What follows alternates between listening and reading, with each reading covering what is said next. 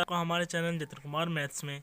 जैसे कि आप सब जानते हैं, आज मैं आपको बताने वाला हूँ ग्रेविटी और ग्रेविटेशन के बीच में क्या क्या अंतर हैं, उसके बारे में आपको आज कुछ पॉइंट्स बताऊँगा। चलो हम उन्हें स्टार्ट करते हैं अब।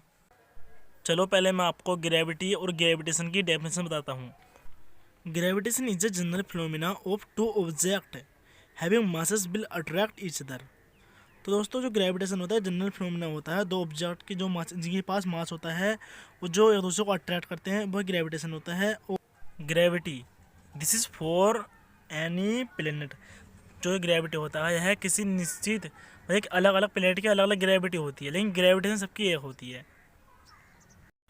जैसे अर्थ की ग्रेविटी 9.8 मीटर प्रति सेकंड है, और जो ग्रेविटेशन यानी जी की वैल्यू है वो 6.67 इंटू 10⁻11 न्यूटन मीटर स्क्वायर प्रति केजी स्क्वायर होती है। तो अब हम आपको बताने वाले हैं, लेफ्ट साइड में बताएंगे हम ग्रेविटेशन के बारे में और राइट साइड में बताएंगे हम ग्रेविटी के बारे में। आपको उन्हें बहुत ज़्यादा ध्यान से सुनना होगा, वो बहुत ज़्यादा इंपॉर्टेंट पॉइंट हैं। चलो उन्हें स्टार्ट करते हैं हम। ग्रेविटेशन और ग्रेविटी के बीच में पहला डिफरेंस है, जो ग्रेविटेशन होता है यह इट इज़ ये यूनिवर्सल फोर्स होता है, मतलब यह यूनिवर्सल फोर्स होता है। और जो ग्रेविटी होता है, gravity it is not a universal force, मतलब यह यूनिवर्सल फोर्स नहीं होता है। लेकिन दोस्तों, अगला पॉइंट बताने से पहले आपको एक बात कह देता हूँ मैं। और दोस्तों, अगर आप हमारे चैनल पर नए हो तो चैनल को सब्सक्राइब कर लो, और आपने हमारी वीडियो को अभी तक लाइक नहीं करा लाइक कर लो। और अब देखते हैं हम सेकंड पॉइंट, इन्हें नोटबुक में लिखते रहना, बहुत इंपॉर्टेंट पॉइंट आपको बताने जा रहा हूँ मैं अब। और ये है दूसरा डिफरेंस, जो ग्रेविटेशन होता है यह एक वीक फोर्स होता है, it is a weak force. जो ग्रेविटी होता है यह एक स्ट्रॉन्ग फोर्स होता है, it is a strong force, इसमें लिखा है। तो आपको मैंने 2 पॉइंट बताते हैं, और मैं बताऊंगा आपको थर्ड पॉइंट। चलो देखते हैं थर्ड पॉइंट को। दोस्तों, उसके थर्ड पॉइंट में बताया गया है इसकी फॉर्मूला के बारे में।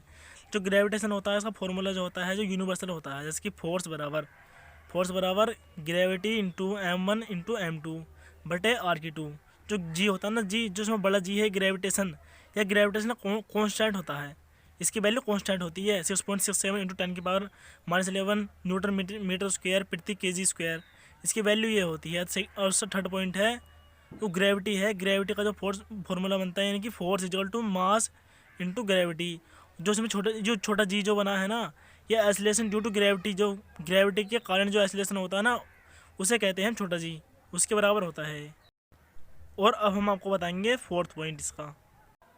ग्रेविटेशन में it is require two masses, gravitation को 2 मासेस की आवश्यकता होती है, 2 मास की आवश्यकता होती है ग्रेविटेशन को। और ग्रेविटी इट रिक्वायर ओनली 1 मास, मतलब ग्रेविटी होता है इसे बस एक मास की आवश्यकता होती है। जैसे आपने फॉर्मूला देख लिया होगा पीछे, जो मतलब वहाँ ग्रेविटेशन में m1 इंटू m2 मतलब 2 मासेस हो गए, और ग्रेविटी में mg था, निकाली m इंटू जी, तो वहाँ 1 मास की ज़रूरत थी। तो दोस्तों, आपको मैं 4 पॉइंट बता चुका हूँ। दोस्तों, अगर आपने अभी तक वीडियो लाइक नहीं करा, वीडियो लाइक कर दो, और अगर आप हमारे चैनल पर नए तो चैनल को सब्सक्राइब कर दो। तो दोस्तों, अब मैं आपको बताता हूँ इससे अगला point number 5, gravitation. The force can be zero when the separation between bodies infinity. Force जब जीरो हो सकता है जब सेपरेशन बिटवीन बॉडीज इनफाइनिटी, तो जो बॉडीज़ होती हैं उनके बीच में सेपरेशन इनफाइनिटी हो जाए तो फोर्स जीरो हो सकता है। जब और gravity the force of gravity can be zero at the centre of the earth. जो ग्रेविटी जीरो जब होती है, जैसे कि अर्थ के सेंटर में पहुंच जाए तो वहाँ ग्रेविटी जीरो मिलेगी आपको। तो दोस्तों, यही 5 पॉइंट थे जो बहुत ज़्यादा इंपॉर्टेंट थे ग्रेविटेशन और ग्रेविटी के बीच में, जो बहुत ज़्यादा इनमें डिफरेंस था ना।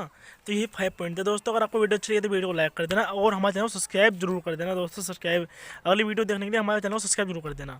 दोस्तों, आपको वीडियो अच्छी लगी तो वीडियो लाइक कर दो। Thank you.